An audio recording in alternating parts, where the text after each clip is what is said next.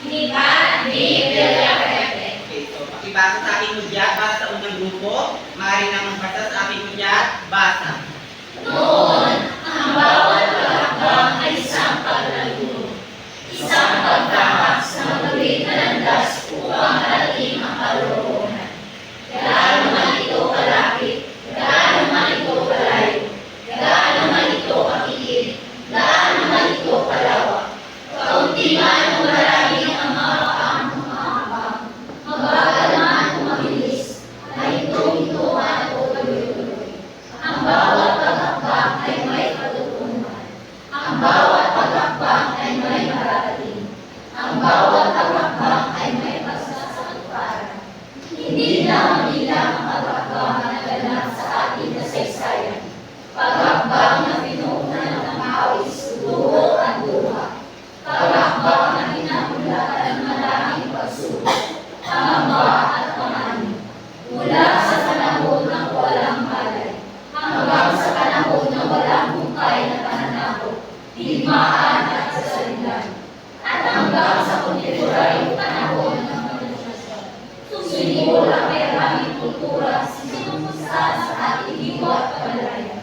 Kultura may ritmo ng pag-awit, may islot ng pagsayaw, may haplos ng pag-aalay, may lambing ng panunuyo, at awis ng pamamahal. Ito ang ating tinalagtun. Ito ang bunga ng ating paghakbang. Ang kulturang ipinamana sa atin ng nakaraan. Okay, para naman sa pangalawang grupo, yung sakmong na ngayon. Yung napapansin ko sa kabila parang walang energy, naasahan ko dito sa inyo, para napagano energy yung pagbasa. Ha? Okay, sa aking hudyat, basa. Ngayon, sa panahon ng pagpagulat at maraming pagbabago, binhi na katanim ang maraming kultura na pumakaw sa ating diwa, nagbabanyo sa ating damdamin, nag-aakyat sa ating kaluluwa, sinubok ng maraming taon, tinalay sa mga bagong simbol ng panahon. Anumang kulay, anumang lahi, anumang edad, anumang kasayaan, ang kultura ay pinayagago, na may halong sigla at tuwa, na may kasalong pagsubok at paghamon. Kulturang sinusuyod ng kapuri-puri ugali at marangal ng Diyos. Kulturang inahahid ng pagsamba at posisyon. Kulturang sinasalamin ang Pasko at Pistang Bayan. Kulturang pinaawit ng pasyon at pagsasabay ng buwan.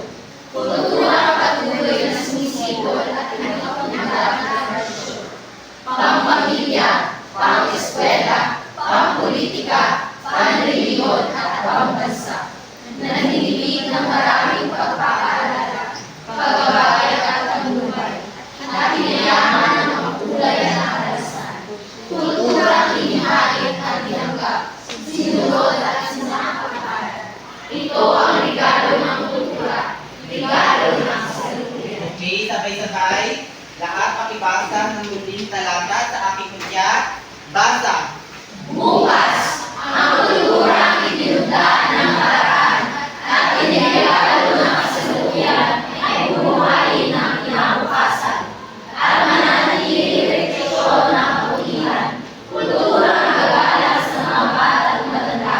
Kulturang may respeto sa mga babaeng may kapansanan.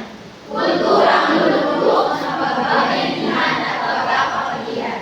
Kasalig ng mga awiting bayan at natutubong sayaw. Tatali ang pagsasadala at pagbabalagtasan. Diwang marangal ang kultura. Kailigan ng maraming wika. Magkakapantay sa kalayaan at karapatan. Magsasama-sama, magkakapit-isip, magtutulungan. Habang patuloy na umahakbang upang galugarin pa. Ang kulturang kagayaman ng ating lahi. Ng lahing magiting, ng lahing kapuri-puri, ng lahing marangal. Okay, naintindihan na ba class ang tula? Sa puntong ito, sasagutan na natin yung mga katanungan na ating binasa kanina. Pipili na lang tayo sa ating lucky draw kung sino ang sasagot para sa unang katanungan. Ayaw niyo na ba sa lucky draw?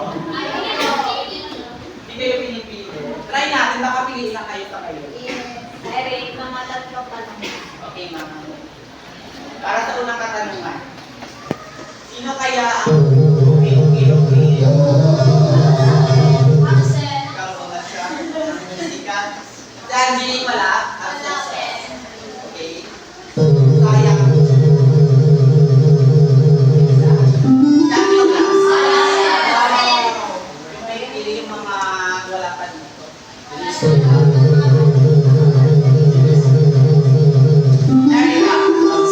Absent rin.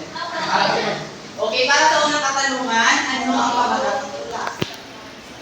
Ang pamagat po ng tula ay tungkol po sa kultura. Ang pamana ng nakaraan, regalo ng kasalukuyan at buhay na kinabukasan. May simulat ni. Simulan ni Barbie Villaverde. So, marinig mo po ang inyong para sa pangalawang katanungan, huwag withdraw sila. Jasmine. Saan si Jasmine? Okay. Okay, ang pangalawang katanungan, ano ang mga kamunahang ideya na ipinakikita ng tula? Ang pangunahing tula na pinapakita. Ito ay tungkol sa mga ideya ng argumento at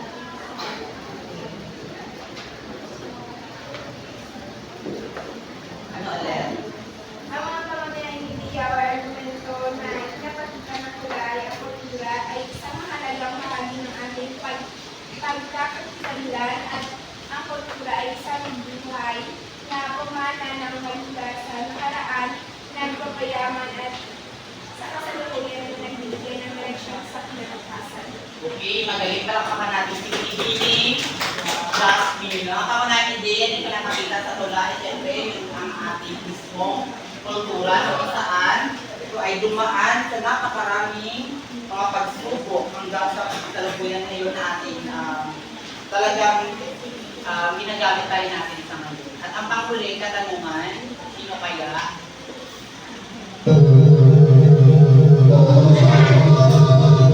John Mark. Para sa pangatlong katanungan, ano ang mga kamunahing pagpapahalaga o paniniwala na ipinakakita ng tula?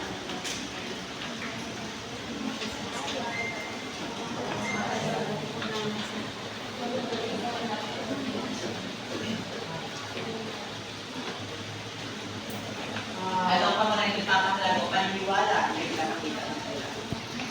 Pagmamahal sa kultura, pagmamahal sa ating kultura at sa ating Wala pa. Pagmamahal sa kultura at ano pa? sa ating bayan.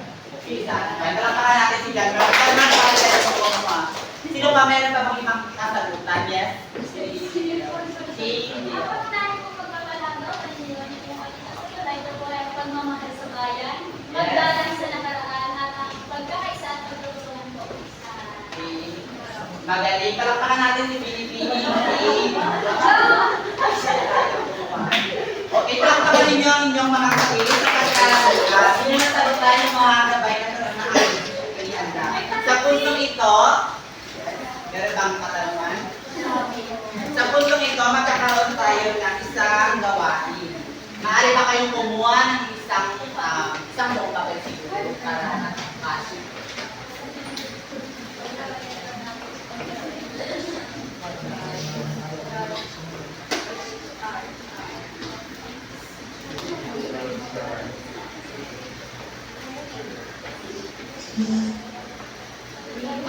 Okay, para sa paunang gawain, sabay-sabay pakibasa ng panuto.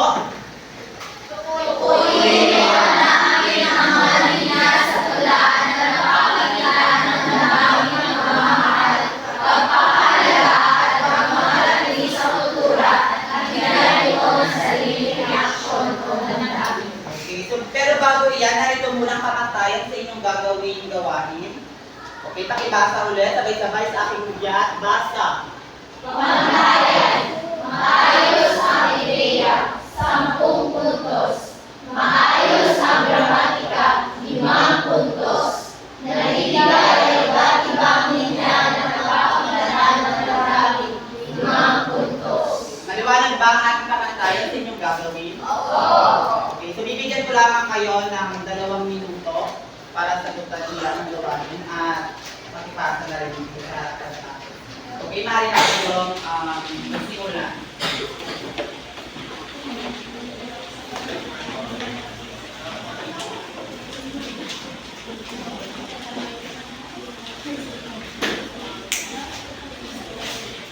Okay, tapos na ba, class? Okay, so maaari nyo na ipasa inyong mga papel dito.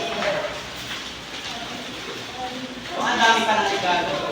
Sino yung kaninang hindi ko pa nabigyan?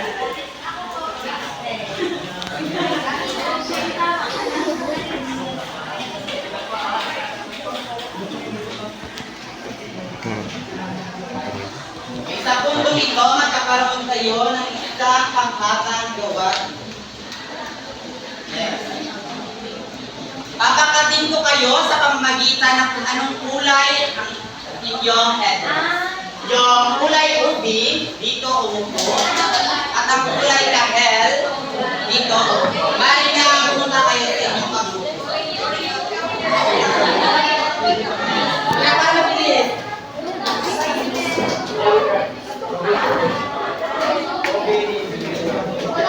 Bali na kayo lumipat sa inyong mga kabuto. At makibasa ng kanuto, tahimik.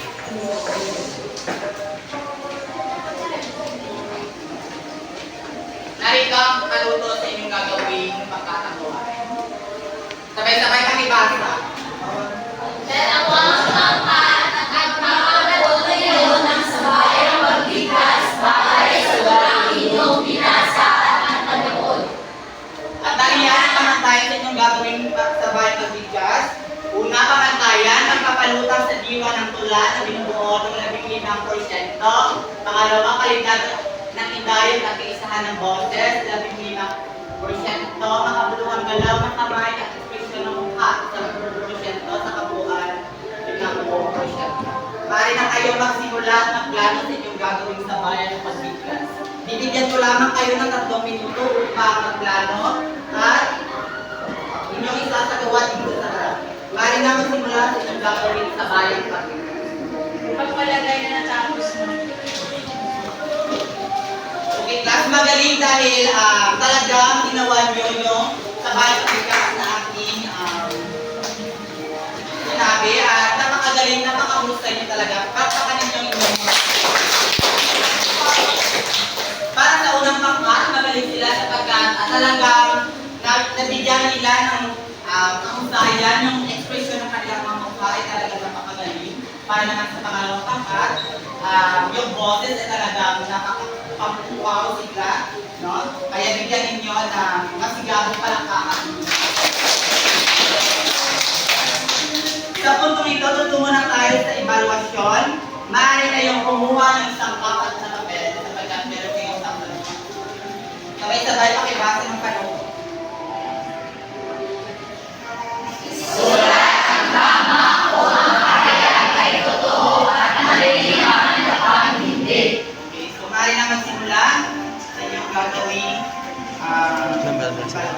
evaluation ni Paul bata sa ilang okay, class, nakakipasa ninyo mga papel dito sa harap. wala kong sinambal ikaw kayo nag-alari Ako to bra ko man. Hindi na mabase ka. Wala pa gay. Okay, class, ako'y nagagalak sa pagdahil ay yung masagutan yung mga katanungan at mga gawain na aking binigay sa inyo. Palagi natin tatandaan na yung tinalakay natin na kultura, ito ay tumatalakay sa kung paano nagsimula yung ating kultura at kung paano dumaan sa napakaraming pagsubok hanggang sa panahon natin ngayon. Sa kapansin nyo, no?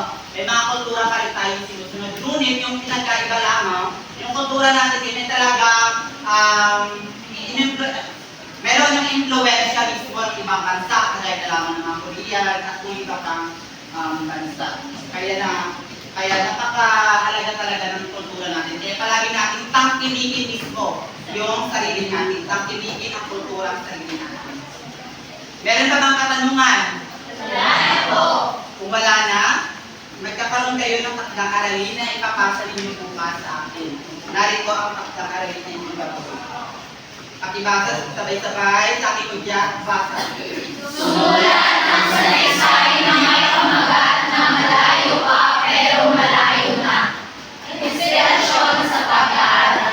At i-post ito sa iyong Facebook account at ipasa sa aking messenger ang link ng iyong post para sa aking iwasto at nagbigayan ng puntos. Okay, maliwanag ba, class? Okay, inasahan ko yung link bukas na para sa inyong taktang aralin. Okay, so pakipulot mo lang ng mga kalat sa inyong mga upuan at pakiayos na rin ito.